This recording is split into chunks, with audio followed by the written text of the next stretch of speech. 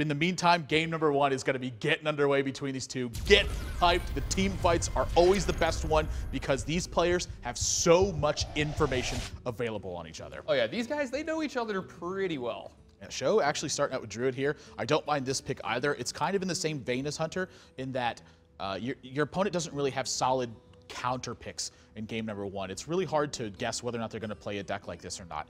And so when he plays this, this gives him the option to be a little bit more aggressive or be a little bit more on the safe side of things. Yeah, and SjoW has the absolute nightmare for Neirea here. He has Innervate, Keeper of the Grove. Yeah, this is really the big difference here. Normally this matchup is pretty darn atrocious for Druid, but when they get Innervate, Coin, Keeper of the Grove on a Flame Imp, Look at Neirea's face. This is how the game ends from the Druid's perspective. They maintain full control starting at turn 1. He looks like he just drank something rotten.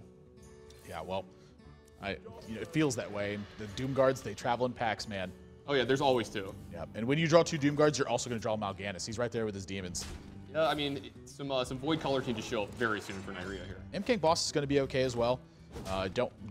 Have no flack with his turn 3 play. The big one is that Neirea's at 22 right now. He has nothing on the board. Yeah, he's at 22 already. SjoW already with Savage Roar and Force of Nature in his hand and a Loatheb, so this game could end very quickly. Yeah, I mean, if he starts curving out, his turn 4 is kind of dead right now, but if he gets past this point, things are looking great for him. Yeah, it doesn't have a lot of ways to combat him right now either. You need that egg on turn 2. This Void Terror would actually be turned on this turn had it been for that Nerubian egg, but instead his turn 2 was life tap. Yeah, the thing is, I think he might still have to get this Nerubian egg into play here just so he can Void Terror next turn and start to, regain control of his board. I agree with you. I mean, something's got to give in this spot, and he doesn't really have time to not take risks given the way the board's been panning out, so I don't blame him for this at all. I'd also like to see an attack on the Keeper of the Grove.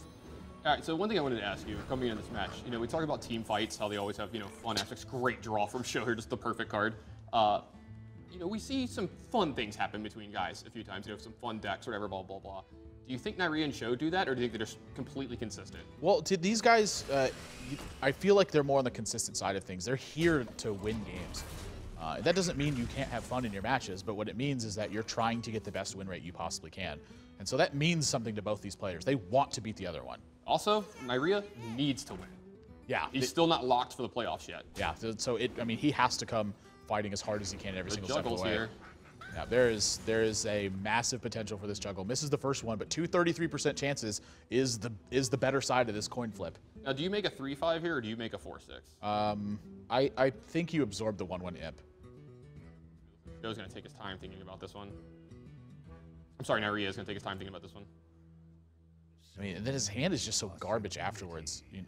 What does he do to get control of this game? The thing is like, he's going to hope from here that SjoW's hand doesn't have a lot going on the turns after this. If he gives him 1 turn to make a comeback, that he gets back in this game. You get a good Doom Guard here, maybe have the Doom Guard or Mal'Ganis get left over next turn.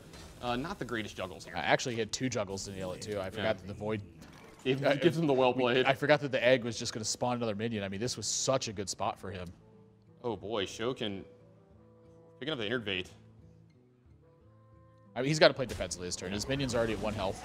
There's really just no reason not to, especially when you have the Loatheb and the Sludge Belcher in your hand. Yeah, he's going to be able to Loatheb next turn to kind of lock down Neirea a little bit, and if Neirea takes any more damage, this Force of Nature Savage Roar is going to be able to finish the game off. Yeah, this is really the spot that Neirea was kind of looking for here, and I'm curious. Yeah, I think you play the Doom Guard first and not play the Voidwalker here because he has a 33% chance to keep his other Doom Guard. That's really where his win rate's going to be. Yeah, if he gets to keep the second Doom Guard here, that's the most important thing. And I mean, if you pitch the other 2 cards and you're leftover Mal'Ganis, it's not, game over here, but it's going to be rough from this spot. Yeah, it does look a little bit uglier. Honestly, I think he would rather kept the Void Caller or the Voidwalker than the Mal'Ganis in this spot. But you have to give yourself a chance to keep the extra Doom Guard. Yep. So SjoW, this is a little uncomfortable for him, but it's not the worst spot in the world. The big relief here is that he's at 29 still. Yeah, you just pick off this Imp here. I don't mind picking off the Imp here at all because Defender of Argus is one of the scariest draws you're going to face right now. Excuse me. But at the same time, he's very close to a Force Nature Savage Roar turn. Yeah, so you're looking at 1 or 2 life taps from Neirea will kill him.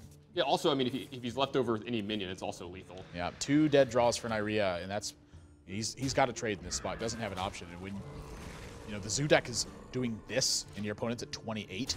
This doesn't feel good. No, this is a very bad feeling. But if he can navigate, well, that's a great draw for SjoW here.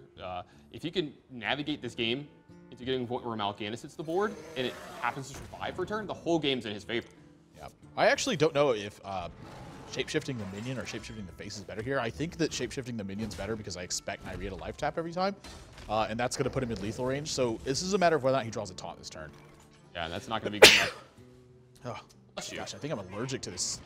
I'm allergic to this Zoo deck. This is awful. I think you're allergic to innervates. Because SjoW's just had him the whole game. Yeah, I mean, this game is done like dinner. SjoW going to pick up game 1 here pretty darn easily. You know, Keeper of the Grove on turn 1. You can't go wrong with that one. Well, you just can't go wrong with having multiple innervates giving you extra value in a game as well. That as well. You know, being able to cheat your curve at a couple steps of the way is a major difference in this game. But like you said, the bane of any aggro deck against Druid. You know, the aggro deck, the way it beats Druid is getting out to a quick start. You know, turn and flame it, that's great. But when they go coin, innervate into a Keeper of the Grove and it kills your flame up and you have a 2/4 body left over, that is a nightmare.